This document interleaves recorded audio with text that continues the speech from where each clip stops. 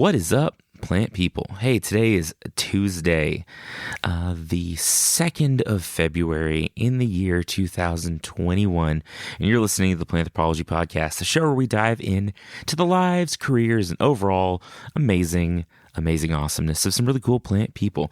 I'm Vikram Baliga, and I'm your host for this journey, and I'm stoked. I was going to say thrilled, and then I was going to say some other word that was not stoked, and it came out of my mouth stoked, and I'm not sorry. I'm not. Anyway, I'm so thrilled and stoked and exuberant and jubilant, and other words that mean happy, about today's guest. They are a good friend of mine who has been such a cool friend and mentor through this whole podcasting journey that I've been on, and this whole process over the past couple of years. And I can't wait for you to hear from today's guest, whose name is Paul Csomo, one of the hosts of the Varmints Podcast, which is a show you should 100% be listening to. It's fun. Paul and Donna are incredible hosts. It is a great show for people that just like animals and nature and fun and great jokes. And so I think you're really going to enjoy today's episode. Paul and I talked about everything from what it's like to start a podcast and ways to get plugged in and places where you can find good information and places you can find really annoying information. We talked wilderness survival, things you should eat in the woods, and things you shouldn't. So I think you're going to love it, and I don't know that I really have much else to say except for thanks for listening. Thanks for being here, and to buckle up, grab your fanny packs, and get ready for today's episode 39 of the Planthropology Podcast with my friend, Paul Csomo from the Varmints Podcast.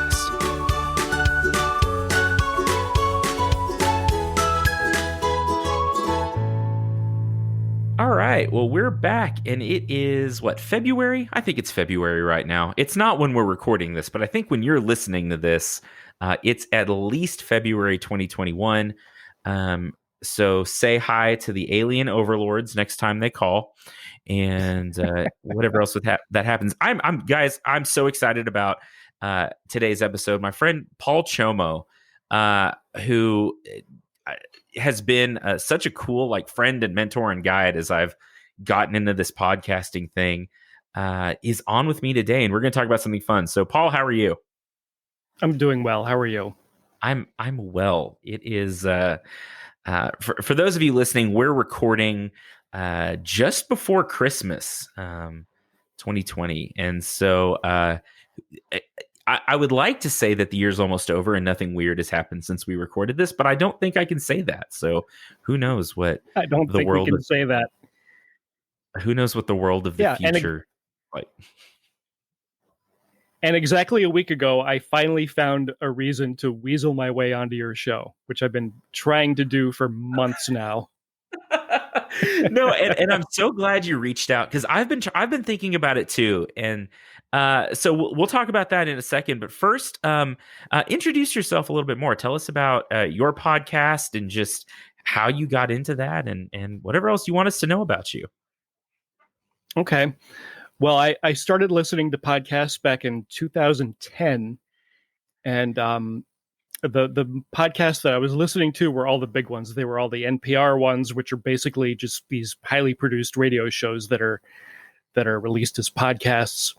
And Joe Rogan, now and then, I don't really like him, but a lot of the big ones, Radio Lab, that kind of stuff. Mm-hmm. And I thought to myself, well, if I'm going to be in podcasting, I guess I have to have a journalism degree, and I have to have a professional recording booth, and I have to have all this stuff, all these barriers to entry. So I guess I'm never going to do a podcast. And then in 2012 or 2013, somebody introduced me to a podcast by a guy. His name is Scott Johnson, and he's out in Utah, and he makes 4 or 5 podcasts. It's what he does for a living. And he basically makes all these podcasts in his basement, and they sound remarkable. They're amazing podcasts. And that's when I said, oh, well, maybe I can do this, and maybe I can live out my 10-year-old dream of being on the radio and talking into a microphone, which is what I wanted to do when I was a kid. And so for the next 3 years, I tried to think of what am I going to do a podcast about? And I was working outside one day and I was running out of podcasts to listen to. I didn't know, I didn't know where I was going to go next. I wanted something different. And I thought, I wonder if there is a podcast about animals out there that's pretty good, that is fun and entertaining and something that I would enjoy listening to. And there wasn't. Wow. And I kept looking. I was like, are you sure that there's no animal podcasts out there that aren't completely boring? And I was like, well, I think I know what I'm going to make a podcast about. So in 2016, late 2016, I started putting my podcast together.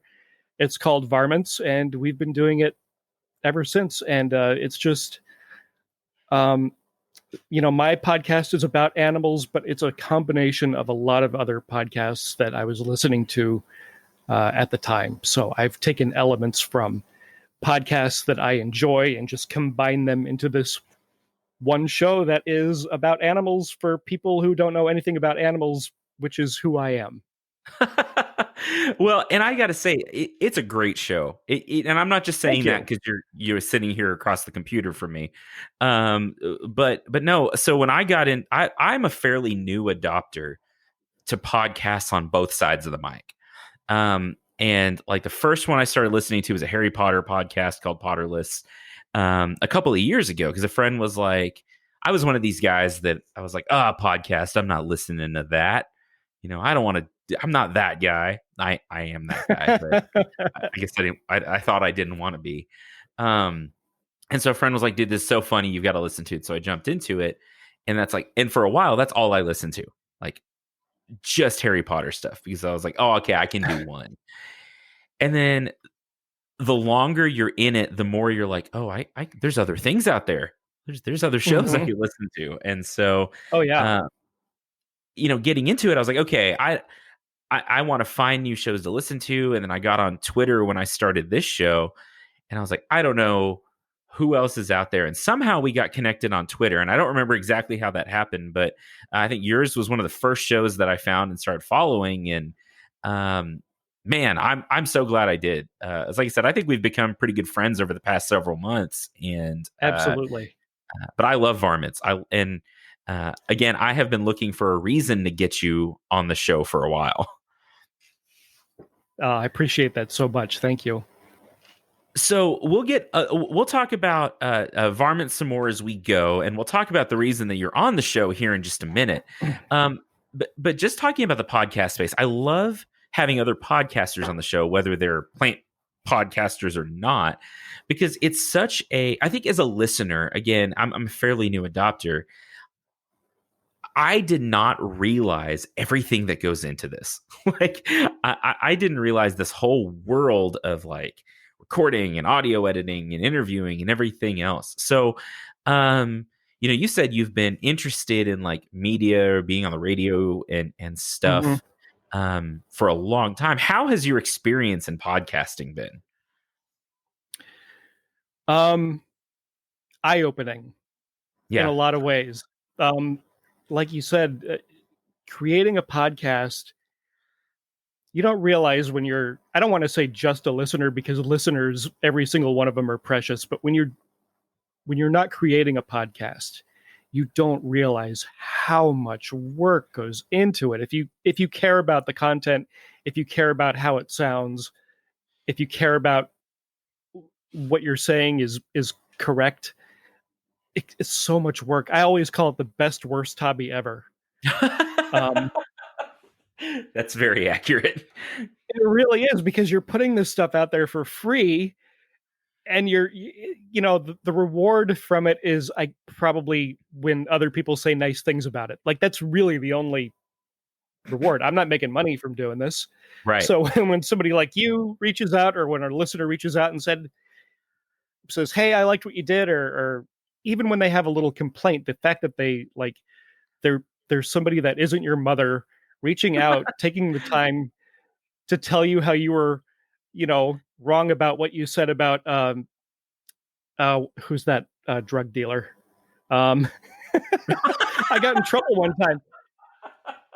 it was Pablo Escobar. Okay. Somebody got pissed off at me one time because they thought I was saying something nice about Pablo Escobar in my Hippos episode. He was What a fun wrong, sentence. but just the fact he was completely wrong, but it was nice that he took the time to reach out to me and tell me that I was wrong. Sure. But yeah, just the amount of work that goes into making one episode of a podcast is just phenomenal, and it makes you appreciate other podcasts and other content creators, whether they're making YouTube videos or they have an Etsy page or whatever they're doing.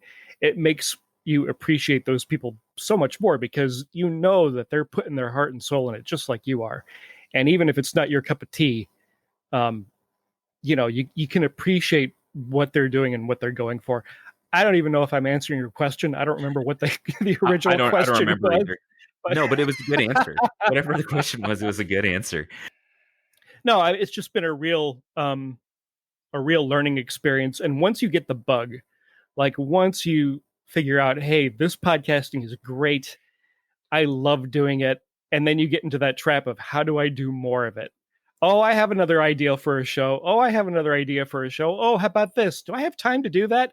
I think I can make time to make that podcast. And then it just consumes your life, and then it's over with. Uh-huh. Oh God. Yeah, you know what I'm talking about. I just picked up show number 4 and like, oh my, there's something wrong with me, man. I don't know. It's like I don't have enough to do. Yeah, you got the bug. I did. You got the podcasting but it's so much bug. fun.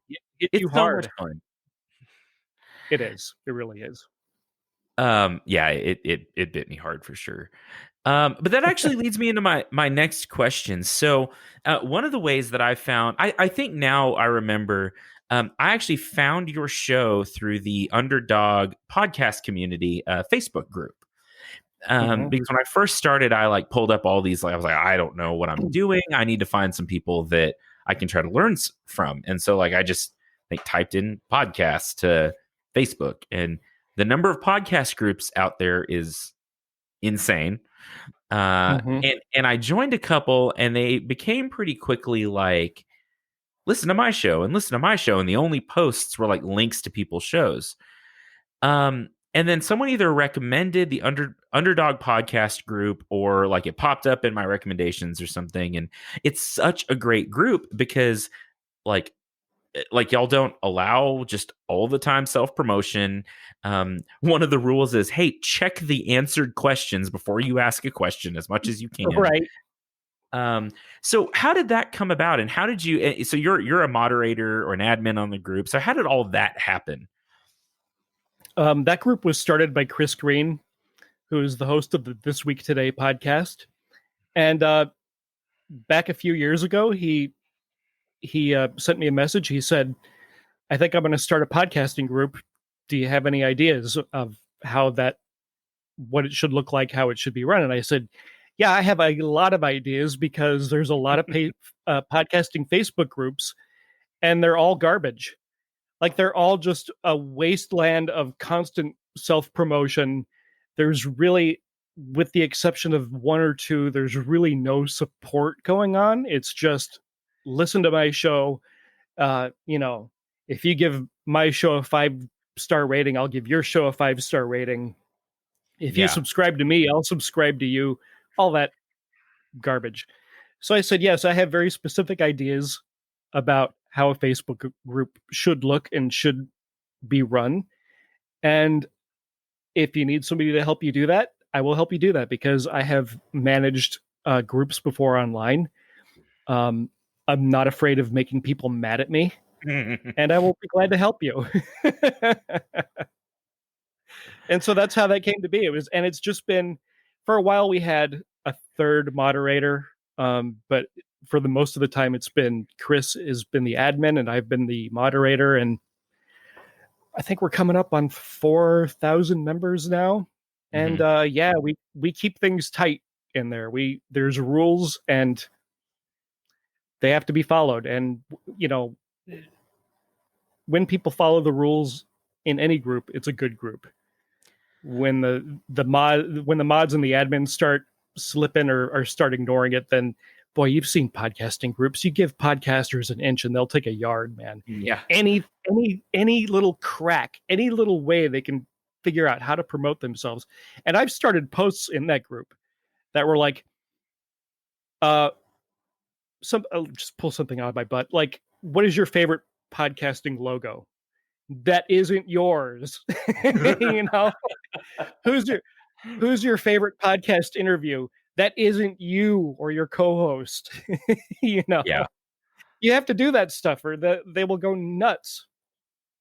Oh, for sure. Oh, yeah. No, that, and we chat every now and again about like podcast group tropes, and that's a big one. Is like someone will post who's the best podcaster out there, and 90% of the answers are like, well, I am, obviously. This guy. Oh, it's just kind of pathetic.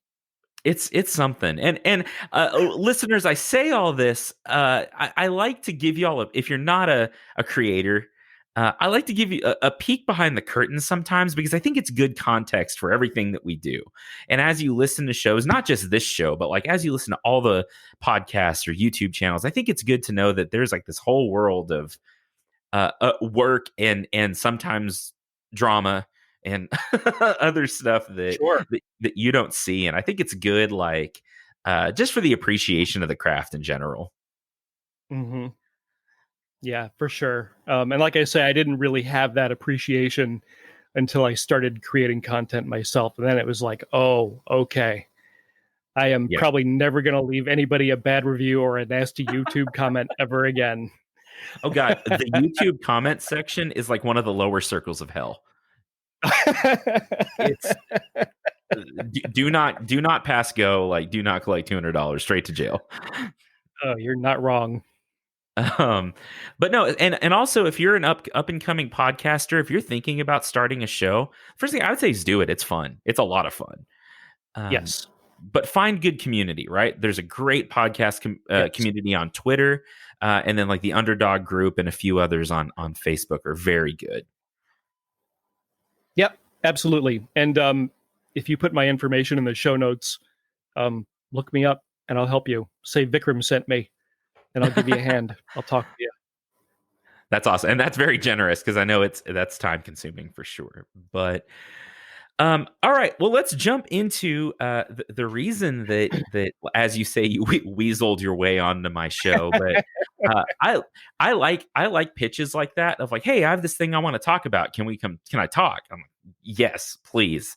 You mean I don't have to hunt down a guest and try to browbeat them into being on the show? Absolutely, yes. So why don't you tell us your hobby that is very, very plant related? Sure. Should I give you the origin story or how do you want to do it? Yeah. No, I want to hear the origin story for sure. The origin story is back, I don't know if you remember, but back in the early 2000s, there was a cable network called the Discovery Network. Yes. Do you remember that network? I do. I've heard of it. Very different than it is today. There was not a lot of reality TV.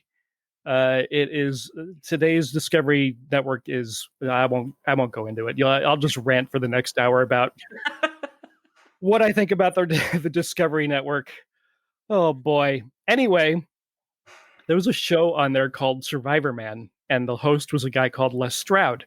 And then a little later on, there was a show called Dual Survival, which, granted, that's a reality TV show, but it was pretty good. Mm-hmm. And at the time, I was spending a lot of time outside. I worked outside full time. I also enjoy hiking. I enjoy camping. I enjoy being outdoors. And these shows were about wilderness survival. And I just got very interested in that because there was, I don't plan on getting lost in the wilderness, but there were principles in those shows. I thought there were some very handy things to learn and to, little things that could help me in my everyday life, whether I was working outdoors or whether, camping or just spending time outdoors. There was some little principles and some little things that I could learn and apply in those situations. So I began studying and practicing wilderness survival skills. That's awesome. Yeah. That like I, I've always said that like I know plants and stuff, but if I ever end up in the Hunger Games, I'm probably not making it off the platform, right? Like I'm going to be the first to go. Or like I'll die in a training accident or something. Like I'm not surviving the Hunger Games. But I always like to think like, oh, I could find plants that would keep me alive, but I wouldn't make it. So uh that's really interesting. So when you say that you're like practicing these skills, what does that mean? Like how do you like practice for wilderness survival? Um, a lot of the practice comes from applying the things that you've learned in a very safe environment. So, for instance, you want to learn how to maybe build or make a fire with just sticks. Okay. You don't want to try to figure that out when you're in the woods and lost. Right. You want to figure that out in your backyard, ideally. And believe me, starting fire with sticks is a pain in the butt. Try not to do that. That's like a total last resort. So when you're camping or hiking or generally outside in your backyard, that's when you can say, oh, I wonder if I can do this, or I wonder if I can do that, or I wonder if I can, start a fire this way, or I wonder if I can, you practice it in safe environments and, at home on hiking trails, in the campground, somewhere where you're not all of a sudden having to learn how to do this thing so that you don't die. That is good to know before you have to like survive, like actually know what to do. Yeah. And also we live in a hurricane prone area. So like when your power goes out, even for a few hours, but up to, with Hurricane Irma, the power was out for a week and a half, and it's September and you don't have air conditioning, and you don't have electricity, and the food in your refrigerator is rotting. It's good to have some of those little skills under your belt to know how to keep an eye on yourself, keep an eye on your mental health, make sure you're not getting dehydrated, making sure that your water is clean, all that good stuff. Wow, yeah, that makes a lot of sense. I live in the middle of nowhere, and we don't have hurricanes. We do get tornadoes and stuff from time to time, but yeah, I can see that. Like, oh man, you want to know that stuff beforehand, and you get to maybe you said earlier that you don't plan on getting lost in the woods, and I think that that's a good thing, probably. But people don't, I guess, really ever plan to be in a disaster situation. It's no good stuff to know, though. Mm-hmm. Let's take a quick break, and when we get back in just a minute, we'll talk about some practical tips and some things you can do to not die in the woods. Well, hey, I didn't see you standing there. Welcome to the mid-roll. It's the part of the show where we take a break and we talk about stuff and we listen to trailers sometimes, even though I'm not going to play a trailer today because this first section was a great trailer for the Varmints Podcast. I'm just going to tell you again to go listen to the Varmints Podcast. It's also a time when I can say thank you to some people. Thanks to all the folks that support the show on Patreon. It is a big help. It helps make sure that this show is taken care of and that we can do all the things we need to do. Even though we have wonderful support from the Texas Tech Department of Plant and Soil Science, without whom this would not be possible and you wouldn't be listening to the sound of my voice right now. I appreciate the department. I appreciate all the patrons and everyone who keeps this show running, pays for hosting, pays for all the stuff. If you'd like to be a patron of Planthropology, head over to patreon.com/Planthropology, and for as little as like $1 a month, I think probably for cheap a month, you can get on the list to talk about cool stuff and get some swag sometimes, and just be a great friend of the show. Also, thanks to our Podners, which is podcast partners if you're new here. Pecan Ridge. Pecan Ridge is a great source for local goodies, gifts, and just overall amazing fun. You should follow them on social media. Lots of cool stuff comes out of Pecan Ridge. If you go to their website at pecanridge.com, you can order lots of sugary, nutty goodness, and they'll ship it right to your place of residence, and someone will leave it on your porch. Just use the promo code PLANTPeople at checkout and get 10% off your order. Also, want to shout out Local LBK, great organization here in the Lubbock area that supports local business that has been super meaningful during this whole pandemic of shouting out places that are open and helping advertise and market and stuff for local businesses and small businesses that may be struggling on their own. Local LBK, for the low price of $5 a month, is your source for discounts, deals, great offers, and all kinds of things all over town. So check out locallbk.com, sign up. There's a link in the show notes, and you won't regret it if you're in the Lubbock area.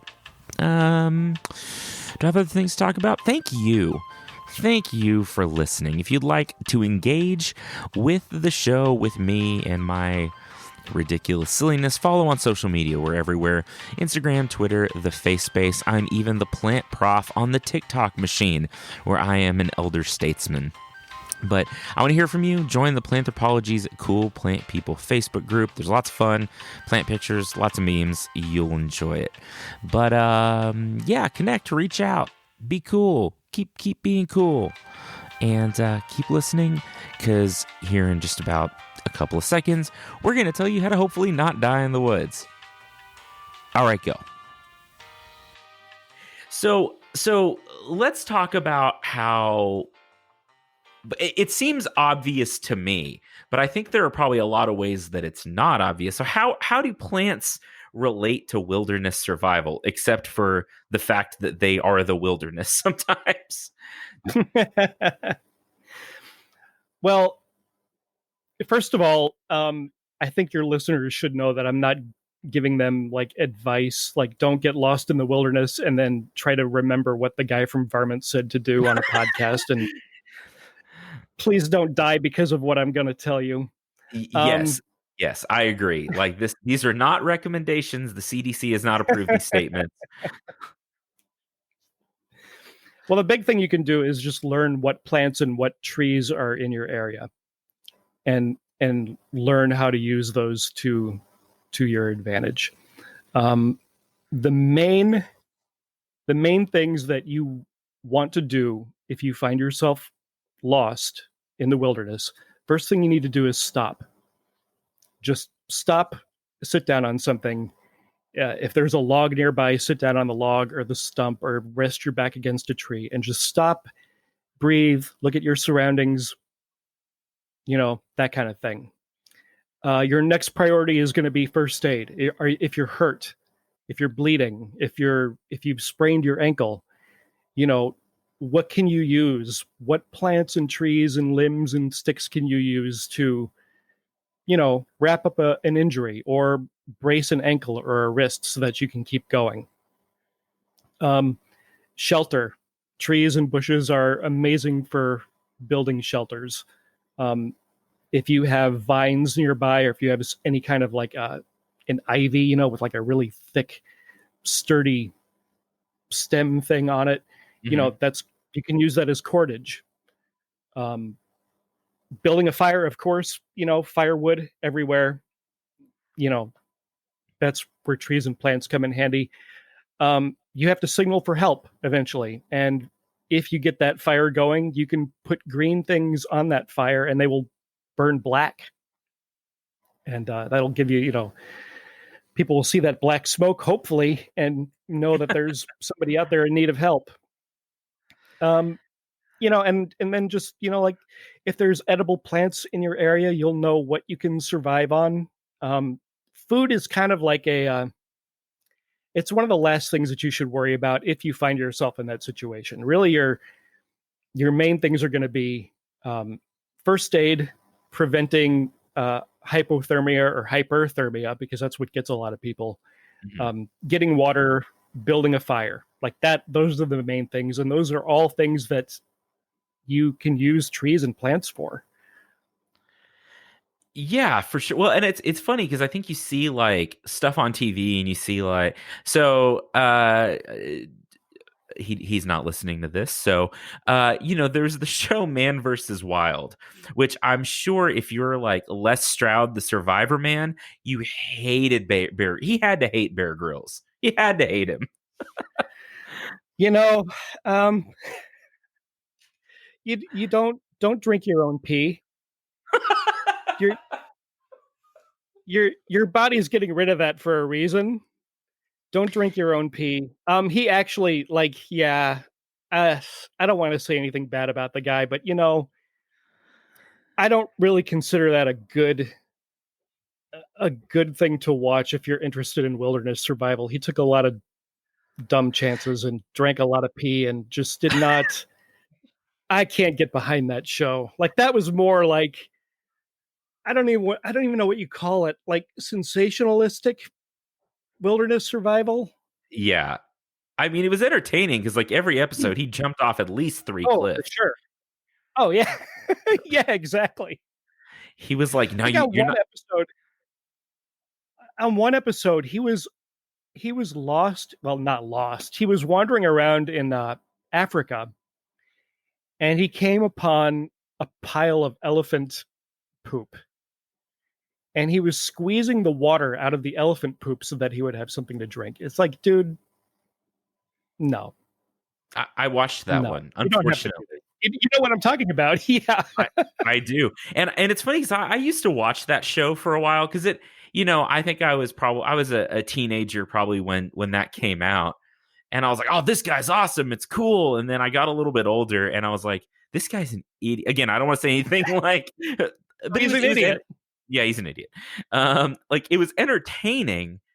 But like there are some, I thought Survivor Man was great because one, he didn't have a camera crew. It was just this dude like setting up his own shots. And so like every shot you saw of him like climbing a cliff, he set up the camera and then he climbed the cliff and then he went back to get his camera.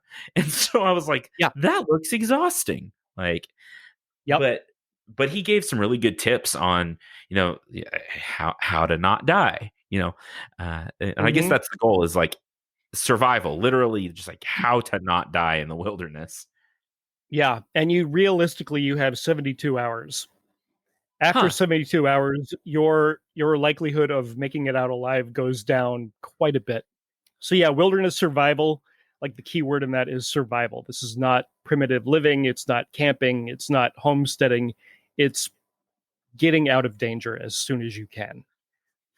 Not to say that these things won't work in another situation like camping, but that's what wilderness survival is just getting yourself rescued as soon as possible. So one, and you may have kind of answered this a little bit earlier, but you should stay put, right? Like a lot of people are like, oh, I'm going to find a river and I'm going to follow that river to a road or a settlement. But like, I feel like once you start moving, your odds of like getting hurt go up, your odds of getting lost go up. So it's like, should you stay put as long as you're not in immediate danger? That's a good question. I get it's just situational, Sure. Like the first thing you should do for sure is stop and just kind of look around and see where you're at and what you can do. I mean, it so much depends on the terrain. If you have to figure out which way is north, which way is south. It just depends. Like, if it's getting dark, should you stay put? Probably, yeah. If it's the middle of the day and you kind of know where you're going, you can probably make a little bit of ground and kind of, get your bearings about you. One cool thing down here in Florida is, as far as like getting yourself pointed in a good direction or knowing which way, because, if you get in a bunch of pine trees, and you can't really see the sun all that well, you don't really know which way you're facing. And so slash pines down here, we have a ton of slash pines. And on those trees, sometimes all the branches are on the south side of the tree. And I don't know why that is. But usually the biggest, longest branches are on the south side of the tree. So somebody who's not really into wilderness survival would just look at a bunch of slash pines and go, oh, there's a bunch of slash pines.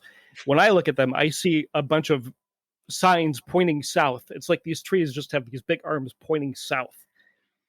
So, that's where knowing what grows in your area and what you can use to your advantage helps a lot. Like, do you have slash pines there?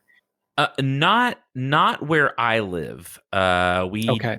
don't have trees. We have jackrabbits. That's about it. No, we don't really have native trees. But in East Texas, where some of the woods are, the piney woods, yeah, there's a lot of slash pine out there. That's pretty interesting. And I'll have to look at why that is. I have some guesses. I would think because of how densely they grow, since the sun is generally in the south, that's the reason they put. I would think, and I'll look this up and I'll put a aside here. But I would think it's because they're it's expensive to grow branches and limb and leaves and stuff for a tree, so they're going to put them in the direction that the sun is, because they'll make the most like sugars and photosynthesize the most that way. That's really interesting. Yeah. That's really handy because if you're in the woods, you always know which way south is, and you can just point your body in the proper direction and walk. That's pretty interesting for sure. I'll look that up and I'll drop some more information about slash pines and why they point south right here. So a question I have, and as someone who thinks through like wilderness survival, and first, you said you like hiking and camping and all of that. Are there like must-have gear things that you take with you when you go camping or when you're out in the woods or whatever? Yes. Thank you for asking this. Thank you. Everything you need to make it 72 hours, everything you need that will give you the best chance of getting rescued within 72 hours, I should say, can fit in a fanny pack. Oh. It's amazing. So the first piece of equipment that you have that will most likely save you, it's the most valuable thing that you have, is your mouth. Telling somebody where you're going, what you're doing, and when you're going to be back. If it's a close friend, if it's a family member, whoever it is, if you're going to go out, especially if you're going to go out by yourself, especially if you're going to go hiking where there is no trail, tell somebody where you're going and when you intend to be back by. That's the best way to ensure that you are going to make it. That's the most important piece of equipment that you have, is your mouth. Communicating to somebody, giving them a map if that's available is even better. But just saying, hey, I'm going to go out here and hike for a day.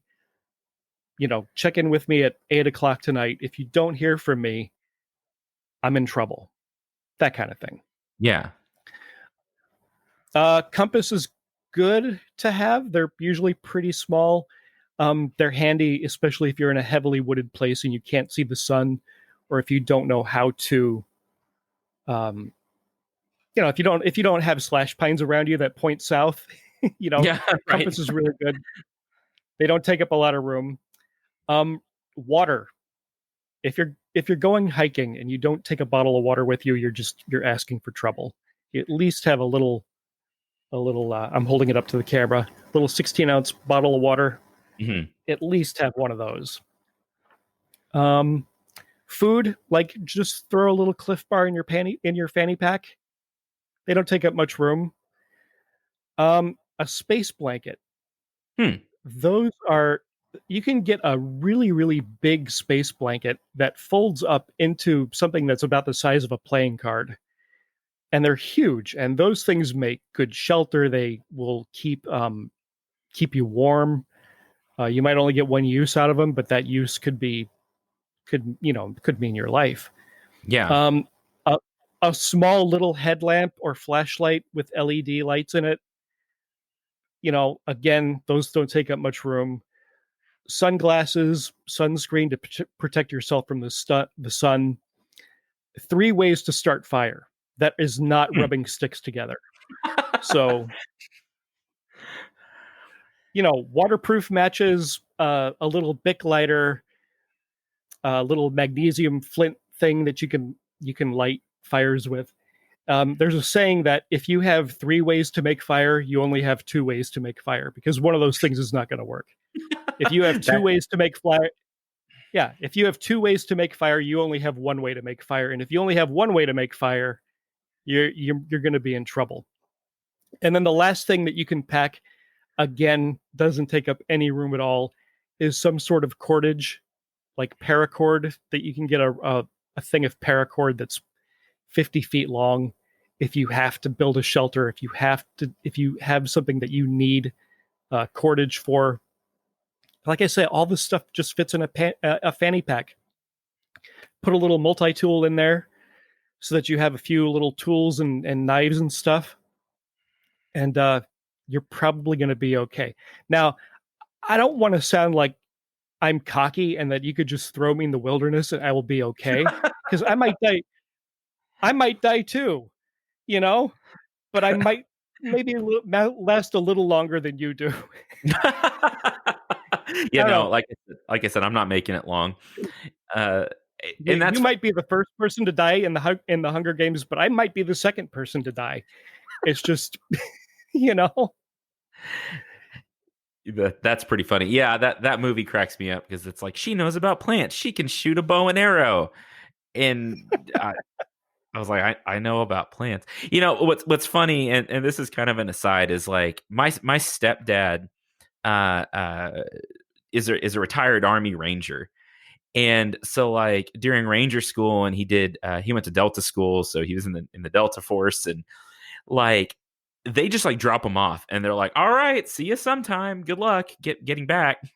And so like he knows all these like survival things. And we were talking about it one day, and he was like, this was a few years ago. And I think he asked me like, so what would you do in this situation? I was like, I don't know. I'd probably die. And he just like rolls his eyes. I'd probably just die. But no, that's all good advice, and just like simple things you can take with you when you're out in nature. And I'll throw in some advice. We talked about food, and you can last a while without food. Being hungry is annoying, but for 3 days, if you had to go without eating, I would say, if you do not know, and I say this all the time, if you do not know what the plants in your area are, probably err on the side of being hungry. Because there are a lot of plants out there that you do not want to put in your mouth. Yeah. No. And this being Florida, of course, there are plants that can kill you, as well as people and animals. So you have to be very, very, very careful. It's like the Australia of the US. It really is, man. But yeah, food is like that should be your last concern. Like, I'm not a big guy. I'm not a tall guy. I'm not a big guy, but I have what they call a classic dad bod. So I have some fat reserves that will get me through for a while until my body just starts eating its own muscle tissue. So yeah, you're gonna be headachy and grumpy, but if you're carrying a little, 10 or 15 extra on you like I am, you'll be all right. Be all right. You can make it 3 days. And I'll say this. I should put this at the end. Actually, if I was going to have a tagline, I should start a new tagline that's just don't eat the mushroom. If you see a mushroom, just don't eat the mushroom. It's a t-shirt. Yeah, don't eat the mushroom, because like as many plants as there are out there that want to kill you, there are even more mushrooms that want to kill you. And so it's like, just, if you are not 1,000% sure what the mushroom is, probably still don't eat the mushroom. But like, I have some friends that are like foragers, and they're like, oh no, you can eat this and this. And I'm like, don't tell people that. It's fine for you to know that. It's fine for you to know. I think it was, I think maybe it was Terry Pratchett that said every mushroom is edible once. That's exactly right. Yeah. And some of them will make you like, sea creatures with extra, heads and stuff. And some of them will kill you before you hit the ground. And so it's like, just don't do it. Just don't eat the mushroom. Again, I need to make some more t-shirts. Yeah. No, but again, that's where getting to know the plants in your area is important and helpful, and something that you should do when you're not lost in the wilderness. You should know, what plants can be used for what. There's a little plant down here that grows all over the place, and it's called a saw palmetto. Mm-hmm. Um, you can, I mean, the heart of that, if you can cut into it, is edible. You can use the dry leaves for fires. You can use the green leaves for dragging firewood back to where you are, like as a little sled. You can use them for a roof if you're building a little shelter. Mm-hmm. If you're burning if you want a signal, if you want a signal fire and you want something to burn black, those little green leaves burn nice and black, and it's just like an all-purpose little plant that you see everywhere, and you think, it's just a little scrubby little plant. How can that possibly help me? But if you think about it and you think it through, like, okay, what can I use that plant for? You wind up with a pretty long list of things a long list of ways that plant can help you get through. Yeah, absolutely. Saw palmetto. I know I have a picture of it in my head, but that's good to know. Around here for us, we have a lot of mesquite trees. Like if you were lost anywhere up here, you'd run into mesquite trees, but like the wood is useful. They have thorns you could use for like sewing or whatever. Mm-hmm. If you were, I mean, again, you're not going to be lost to this long probably, but like the beans are a very good protein source. They're hard, but you can like grind them, and people use them for flour and all kinds of stuff. So like the mesquite tree up here and a lot of the native grasses are similar, probably to that in some ways in their usefulness. Mm-hmm. Are there and I should, this is something I meant to ask you before, like before we recorded, but are there a couple of like handy resources you like a book on survival you like, or YouTube channels or something like that? Yes. So one of the hosts on the original Dual Survival on the Discovery Channel, he wrote two books. He wrote one book called 98.6 Degrees, Keep Your Ass Alive. And that is about outdoor survival. It's about, having basic skills to keep you alive outdoors. The other book is called, let me find it. Sorry. Oh, it's fine. It's called When All Hell Breaks Loose. And that is about urban survival, but there are like some wilderness survival principles that are in this book. So, urban survival, meaning you're in your house and you don't have any power because a hurricane hit, or, the grid's down, or, you're in some sort of shelter or some sort of unfamiliar place where you need to survive. Like that's a lot like wilderness survival, Yeah. being in your own house and not having electricity, not having access to food, that you might as well be in the wilderness, So those two books, 98.6 Degrees and When All Hell Breaks Loose, Cody Lundeen is the author. And those are my two go-to books. They're really easy to read. He has a really great sense of humor. They're great books, good resources to have. Okay. Very, very cool. Yeah, that's awesome. And I think I have a book that I bought on a whim a while back that I may throw in there, that's like 101 survival tips, or bushcraft tips or something, which I don't know if that's useful or not. I think it's sitting in my truck and I've never actually opened it. So they may be really stupid tips. I have no idea. But And those are useful too. Sometimes you'll run across like an army handbook that's given to soldiers about how to survive, or like a Boy Scout manual or some website that has 10 things that you need to know for wilderness survival. And sometimes they're good, sometimes they're not. The two books I mentioned just have really practical advice cool. that anybody can do to get themselves out of trouble. So those little soldier wilderness survival handbooks, they're all well and good, and you can look at them and have fun looking at them, and you might even learn a thing or two about them. But just as far as like for regular people, those two books that I mentioned are excellent. Cool. Well, I'll post those titles in the show notes if anyone's interested in looking them up, because I think that it is always good to be prepared, and you don't have to be like stockpiling years worth of grain in your basement or anything like that. But having a few ideas of how to get yourself out of a tough situation is always a good idea. Absolutely. Yep. Okay, so anything else that we missed? That was really interesting. I hope so. Let me look at my notes. You mean notes? You're so I much think we better covered at this than everything. me.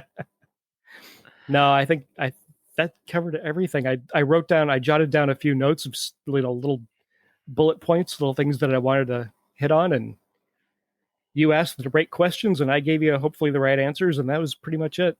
Awesome. Okay, so that I like to throw this question at all my guests, and it's more fun for me when they don't know it's coming, because I always go, oh no, I haven't thought about it. But if you had a piece of advice for folks, whether it's about wilderness survival or just life in general, what would that be? Oh, wow. Life You even in knew it was general or coming. wilderness survival? I did, and I was completely unprepared for it. Good, so it's still fun for me. Let me think of life in general. Oh, I'm so stuck now. I probably in 2 hours I will think of 23 things that will help you either with wilderness survival or life in general. So I'll just go with don't eat gas station sushi. How about that? That is a survival tip if I've ever heard one. There you go. I like it hits it. both of them: wilderness survival and just a good life tip. Yeah. So in the apocalypse, if you come across gas station sushi, it's better to not. If you are in a not apocalypse situation, same answer. Yeah, exactly. Oh, that's funny. Paul, where all can we find you? You can find my podcast Varmints everywhere you get podcasts. It's the only podcast named Varmints, which is convenient. And then I have another podcast that I do on the side called Check It In with Csomo. It's just a dumb little side project where I tell stories and talk about what soups I've eaten, and it's ridiculous. But I love Varmints is the main podcast. Oh, thank you. Varmints is my main podcast that I do with my wonderful co-host Donna, and you can find that everywhere. Awesome. Well, Paul is certainly a good follow on Twitter. Check out Varmints. Check out the show. It's really great. Paul, my friend, I really enjoyed that. Thanks for being on with me. Oh, thanks for having me. This was a blast. Thank you so much. And to all of you out there listening, keep being cool. Try not to get lost in the woods. But if you do, make sure you have your fanny pack. We will see you next time. Boink. Yeah, I don't know that I really have much else to say except don't eat gas station sushi, and try your best not to die in the woods, so that you can come back in 2 weeks and listen to the next episode of Planthropology with a new friend, Tyler Froberg, who is a really cool farmer. He's cool on TikTok. He's cool everywhere he goes. So stay alive. Don't eat the sushi. Don't eat the mushroom. And I will see you in 2 weeks. Take it easy, you cool plant people.